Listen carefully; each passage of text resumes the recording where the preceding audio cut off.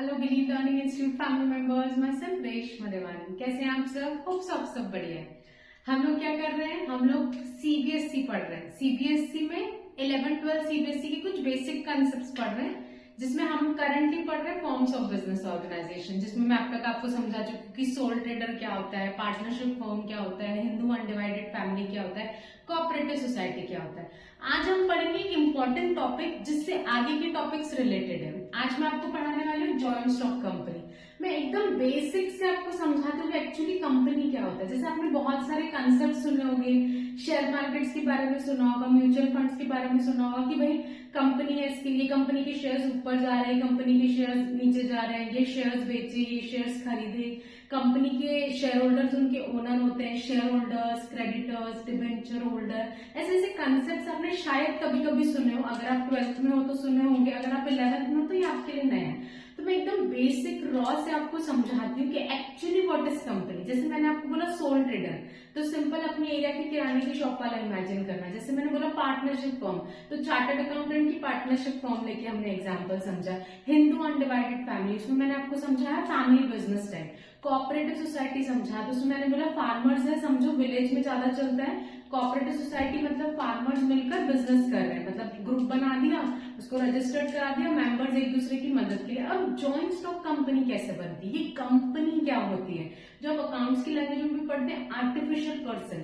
तो ये छोटे छोटे कंसेप्ट एक एक करके मैं लिंक करके समझाती हूँ, जिससे आपको होल कंपनी का पिक्चर समझे, एकदम आराम से समझेगा। हम नॉर्मल बेसिक स्टोरी के फॉर्म में समझते हैं कि क्या होता है। अब समझिए, मैं रेशमा देवानी, ठीक है, मैंने सोल ट्रेडिंग का बिजनेस चालू किया। मैंने आपको बताया कि सोल ट्रेडिंग में मेरी ग्रोथ लिमिटेड हो जाती है, क्योंकि मेरा पैसा लिमिटेड है, जितना मेरे पास पैसा, इसके अलावा मैं मार्केट से जितना उठा सकती हूँ, अकेले की कैपेसिटी कम। फिर मैं पार्टनरशिप में कन्वर्ट हुई, मैंने और लोगों के साथ मिलकर पार्टनरशिप फर्म बनाई, बट उसमें भी लिमिटेशन थी कि 50 ही पार्टनर बन सकते हैं। और सोल ट्रेडिंग और पार्टनरशिप में ये ड्रॉबैक था कि हमारी लायबिलिटी क्या होती है, अनलिमिटेड होती है, यानी मेरी पर्सनल प्रॉपर्टी बिक सकती है। अब इसके अलावा मेरे पास ऑप्शन था हिंदू अनडिवाइडेड। हिंदू अनडिवाइडेड तो फैमिली बिजनेस है, ये ऐसे हम बना नहीं सकते, वो फैमिली से इनहेरिट होके आया है, तो ठीक है। अब cooperative society form of business organisation, उसका मोटिव होता है सर्विस मोटिव। वहां पे मोटिव पैसा कमाना नहीं, मुझे तो धंधा करना है, मुझे तो बिजनेस करना है, मुझे कोई ऐसा फॉर्म ऑफ बिजनेस हो जिसमें मेरे को रोक टोक नहीं हो, मैं जितना चाहूं उतना ग्रो करता हूँ। तो एक कंसेप्ट आया जब कंपनी फॉर्म इमर्ज हुआ। पर्टिकुलर पर्सन ने बोला मैं एक बिजनेस बनाता हूं। जैसे बिजनेस जनरली अगर सोल ट्रेडर हूं तो मैं अकेले ओन करूंगी, पार्टनरशिप हूं तो पार्टनर्स ओन करेंगे, हिंदू अनडिवाइडेड फैमिली में करता है को पार्टनर्स ओन करेंगे। मैंने बोला कि मैं अपने बिजनेस को बेचती हूँ, मैं अपने बिजनेस के छोटे छोटे पार्ट्स करके उनको बेचती हूँ, वो आप खरीदिए और मुझे पैसा दीजिए। इस कंसेप्ट से आया जॉइंट स्टॉक कंपनी। अब समझिए, जैसे ये मेरे पूरे बिजनेस की ओनरशिप, ठीक है, मेरे दिमाग में एक आइडिया आया। चलो हमने सोचा कि हम काय का बिजनेस करते हैं, चलिए फुटवेयर का बिजनेस करते हैं, ठीक है, बेसिक नेसेसिटी डेली वेयर की चीजें हैं, फुटवेयर का बिजनेस करते हैं। अब फुटवेयर का बिजनेस मुझे ऐसे लोकल नहीं चाहिए कि एरिया में मैंने शॉप खोल दी, मुझे ऐसा चाहिए कि रेशमा नाम की फ्रेंचाइजी हो, ऑल ओवर द वर्ल्ड मेरे शॉप हो, तो मुझे उसके लिए बहुत पैसा चाहिए। ऑब्वियसली शुरू एक से करते हैं फिर बढ़ते हैं, बट मुझे ऐसा चाहिए कि बहुत बड़ा बिजनेस करना है, तो बहुत बड़े बिजनेस के लिए बहुत सारा पैसा चाहिए।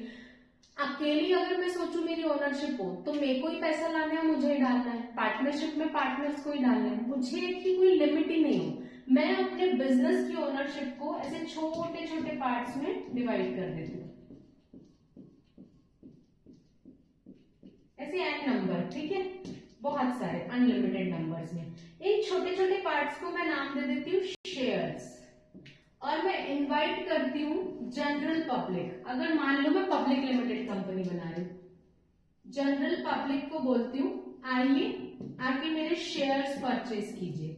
इसका सिंपल एकदम लेमन लैंग्वेज में, आइए मेरे बिजनेस में पैसा लगाइए, आप मुझे पैसा दो, मैं बिजनेस चलाती हूँ, जो प्रॉफिट होगा मैं आपको दूंगी। देखिए शेयर होल्डर्स कंपनी के लाखों करोड़ों होते हैं, सब लोग आके रिलायंस इंडस्ट्री नहीं संभाल रहे हैं, सब लोग आके टाटा ग्रुप नहीं संभाल रहे हैं, और जितनी भी सारी कंपनीज है अडानीज एंड ऑल की, पर लोगों ने उनके शेयर्स खरीद के रखे। सिंपल है, हम किसी कंपनी का शेयर खरीद रहे हैं मतलब हम उस कंपनी को पैसे दे रहे हैं वो कंपनी चलाने के लिए, बदले में हमको क्या मिलेगा, मेरा पैसा वैसे ही पड़ा था, एफडी में रिटर्न कम मिलेगा, सेविंग अकाउंट में, रिकरिंग डिपॉजिट, इन सब में कंपैरेटिवली कम मिलेगा।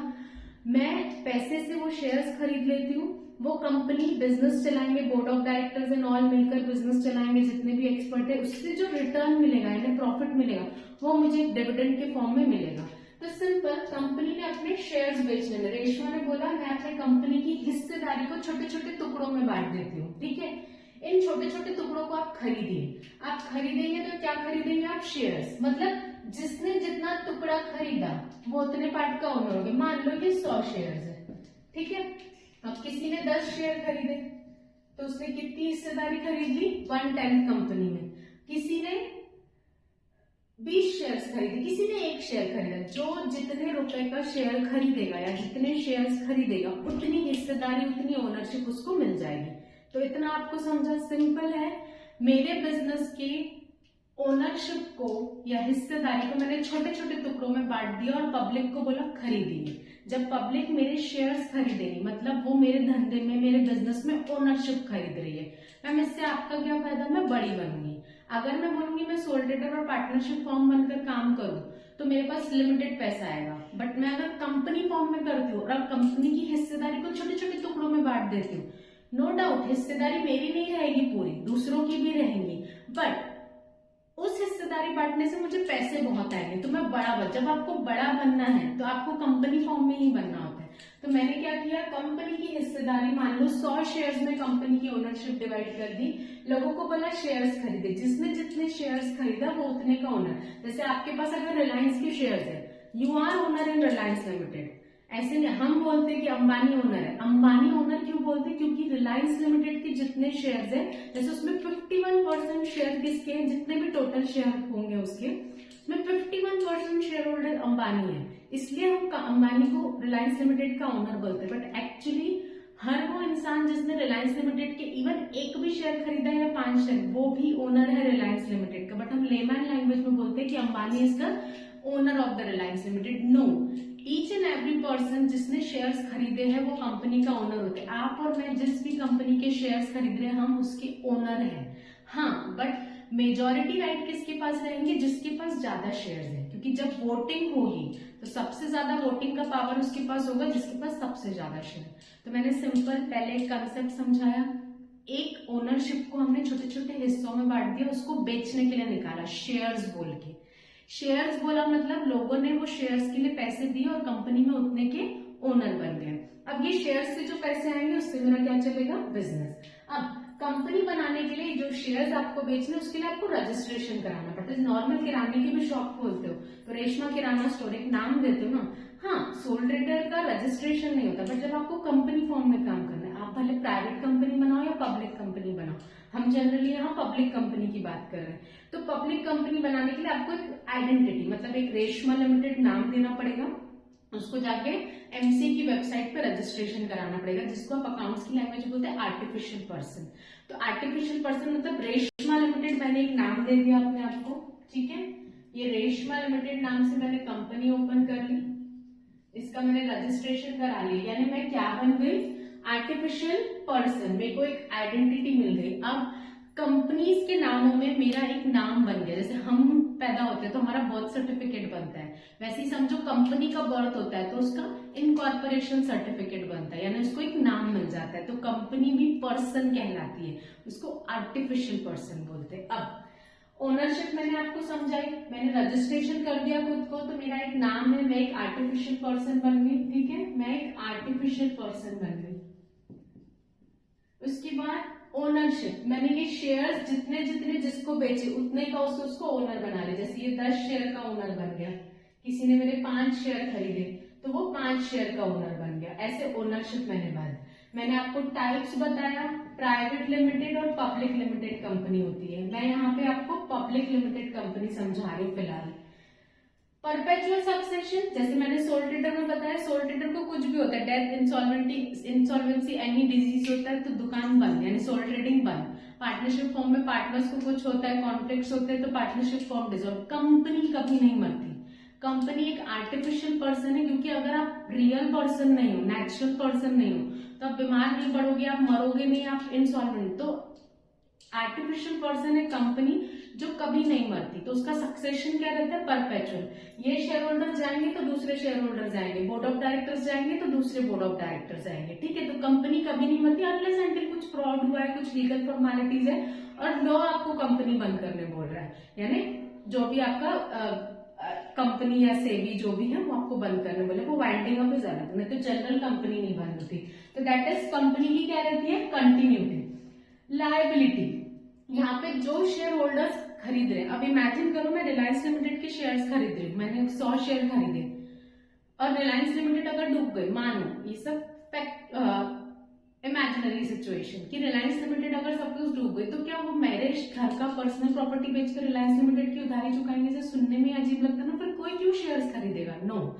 जब भी आप किसी कंपनी के शेयर्स खरीदते हैं, आपकी पर्सनल प्रॉपर्टी को कोई हाथ नहीं लगाएगा। आप जितने के शेयर होल्डर है, आपने कंपनी में जितने के रुपए के शेयर्स खरीदे, उतने ही पैसे आपसे लिए जाएंगे और उधारी चुकाई जाएंगे। तो शेयर होल्डर बनना सेफ रहता है कि आपकी पर्सनल प्रॉपर्टी को कोई टच नहीं करता। जैसे पार्टनरशिप में ड्रॉबैक है, कोई भी पार्टनर कुछ भी करे, प्रॉपर्टी आपकी भी हाथ लगाई जा सकती है। सोल ट्रेडर की तो पूरी प्रॉपर्टी दे दी जाती है।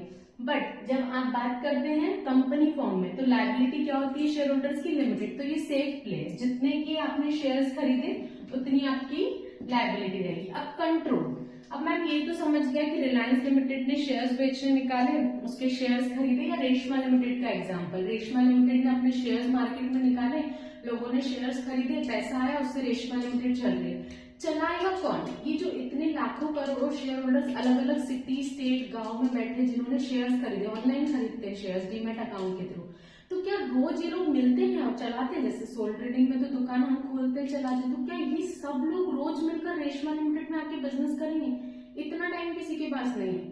शेयर्स आप खरीद रहे हो जस्ट फॉर इन्वेस्टमेंट, इतना टाइम किसी शेयर होल्डर के पास नहीं है आके एक पॉसिबल ही नहीं है ना सब लोग एक टाइम पे एक जगह पहुंचे और बिजनेस के डिसीजन ले लो।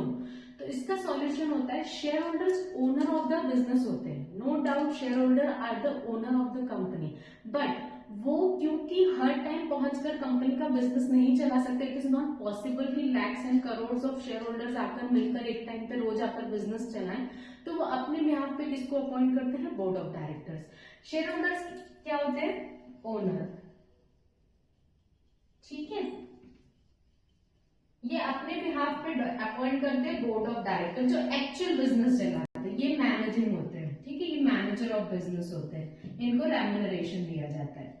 तो कंपनी के ओनर्स तो शेयर होल्डर होते हैं, बस इसको चलाने के लिए अपॉइंट करते हैं बोर्ड ऑफ डायरेक्टर्स को, जो मिलकर कंपनी का बिजनेस चलाते हैं।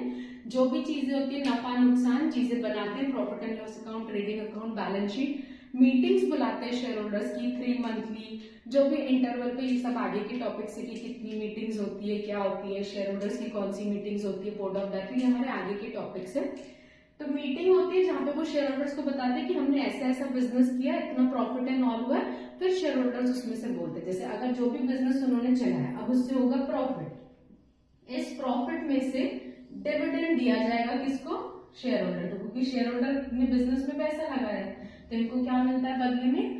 डिविडेंड मिलता है। अब लास्ट, ट्रांसफरेबिलिटी ऑफ शेयर। मैंने अगर जिन लोगों ने रेशमा लिमिटेड के शेयर्स लिए फंस गए क्या कि अभी वो बेच नहीं सकते क्योंकि मैंने रिलायंस लिमिटेड के शेयर लिए, रेशमा लिमिटेड के शेयर लिए, पॉसिबल है आप ट्रांसफर कर सकते हो। जैसे आप नॉर्मल एफडी भी खुलाते हो या रिकरिंग डिपॉजिट अकाउंट खुलाते हैं, आपको जब चाहिए या मैच्योरिटी पे बंद हो जाता है, पैसा मिलता है, वैसे ही आप रेशमा लिमिटेड ने शेयर्स निकाले बेचने, आपने खरीदे, आप ओनर बने, बट आपको लगता है कि अब मुझे ओनर नहीं बनना है रेशमा लिमिटेड की, तो आप अपने शेयर्स किसी और को बेच सकते हो। तो ये फ्लेक्सिबिलिटी रहती है, you can become any time owner of the company, at the same time आप कभी भी अपने शेयर सेल कर सकते हो, किसी लेने को खड़े रहते हैं लोग, जिस कंपनी की गुडविल है नॉर्मल, उसके शेयर्स नॉर्मल बिकते हैं, ठीक है।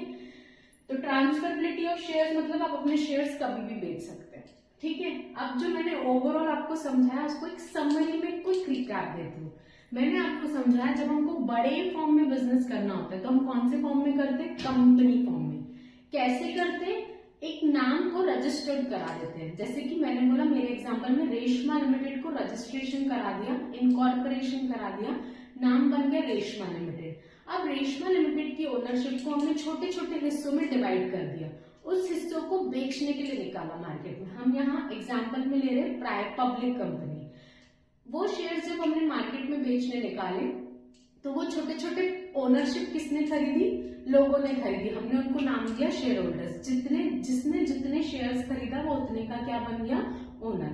तो सबसे पहली बात, कंपनी की आइडेंटिटी वो आर्टिफिशियल पर्सन होता है जो रजिस्टर्ड होता है, जैसे एक नेचुरल पर्सन आप और मैं जो जिंदा है, आर्टिफिशियल पर्सन जो ऑन पेपर होता है जैसे कि कंपनी।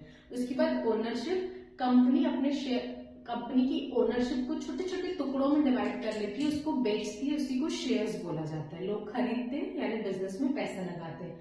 उसके बाद दो टाइप की कंपनीज होती है, प्राइवेट एंड पब्लिक कंपनी।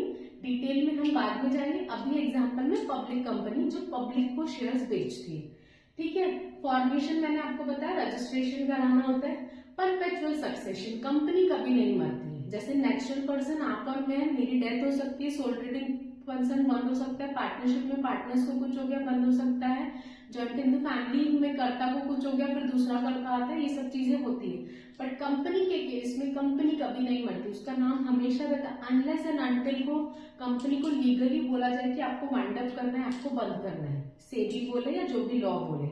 नहीं तो नॉर्मल कंपनी मरते दम तक, मतलब परपेचुअल, मतलब हमेशा कंटिन्यूटी में रहती है। लायबिलिटी, जो भी लोग कंपनी के शेयर्स खरीद रहे हैं उनकी लायबिलिटी लिमिटेड होती है। लिमिटेड मतलब जिन भी लोगों ने शेयर्स खरीदते हैं, खुदा ना खास्ता कंपनी नहीं चले, लॉसेस हो जाए, तो उनकी घर की प्रॉपर्टी कोई नहीं बेचेगा, जैसे कि सोल ट्रेडिंग और पार्टनरशिप में होता है। शेयर होल्डर्स ने जितने रुपए के शेयर्स खरीदे उनको उतने ही पैसे देने, इन केस अगर कंपनी का नुकसान होता है। अगर कंपनी अच्छे से चलती है, फायदा होता है, तो शेयर होल्डर्स को प्रॉफिट में से डिविडेंड नाम का हिस्सा मिलता है। जैसे कंपनी आप एफडी करवाते हैं या आरडी, उसका आपको इंटरेस्ट मिलता है बैंक में, वैसे ही कंपनी में शेयर होल्डर्स को रिटर्न मिलता है, dividend.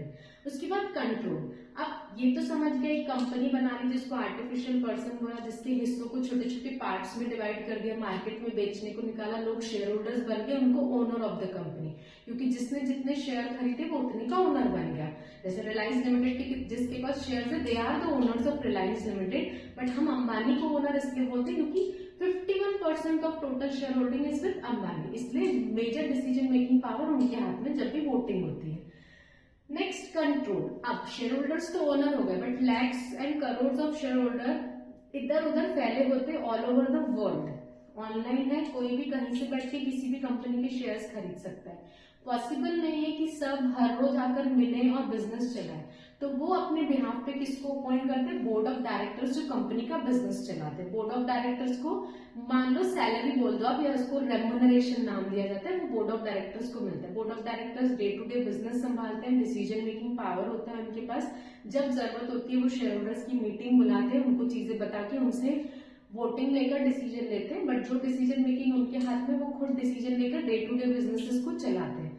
Quarterly, 3 monthly, 6 monthly, yearly meetings होती है जिसमें कंपनी की ग्रोथ शेयर होल्डर्स के सामने रखी जाती है, ऑन पेपर बताई जाती है। फिर उसके बाद उस बेसिस पर डिसाइड होता है कि कंपनी को अगर इतना प्रॉफिट हुआ है तो उसमें से एक हिस्सा शेयर होल्डर्स को जाएगा, क्योंकि ऑब्वियसली उन्होंने शेयर्स में पैसा इन्वेस्ट किया है, तो बदले में रिटर्न एक्सपेक्ट करेंगे, वो ओनर है। जैसे सोल ट्रेडर को प्रॉफिट मिलता है बिजनेस से, पार्टनरशिप में पार्टनर्स को प्रॉफिट मिलता है, वैसे कंपनी में शेयर होल्डर्स ओनर्स है तो उनको भी प्रॉफिट मिलता है, उसको नाम होता है डिविडेंड। एक हिस्सा मिलता है प्रॉफिट का जिसको डिविडेंड नाम दिया जाता है। लास्ट, ट्रांसफरेबिलिटी ऑफ शेयर, आपने जिस भी कंपनी के शेयर्स खरीदे, आज आपको लग रहा है इन्वेस्ट करना है तो अपने शेयर्स खरीदे, फ्यूचर में आपको लगता है कि आपको पैसा चाहिए, आप अपने शेयर्स किसी और को बेच सकते हैं और कंपनी की ओनरशिप को कैंसिल कर सकते हैं। ठीक है, तो ये ओवरऑल पिक्चर थी जॉइंट स्टॉक कंपनी की, एकदम बेसिक लेमन लैंग्वेज में मैंने आपको समझाया। प्लीज ये बेसिक कंसेप्ट 2 बार देख लीजिएगा, इसके बाद जब मैं आपको फीचर्स पढ़ाऊंगी तो आपको इजी लगेगा। मेरे को एक बैक ऑफ द पिक्चर देना था, क्योंकि डायरेक्ट में जाती share holders, board of directors, shares, dividend, तो ये टर्म्स बच्चों को समझ में नहीं आते, तो एक स्टोरी फॉर्म में मैंने आपको बताने की कोशिश की ये कंपनी के एक्चुअल शेयर्स क्या होते हैं, ओनर्स क्या होते हैं, ये सब चीजें क्या होती है। होप्स आपको समझा, अगर अच्छा लगा आप लाइक शेयर सब्सक्राइब कर सकते हैं। Thank you.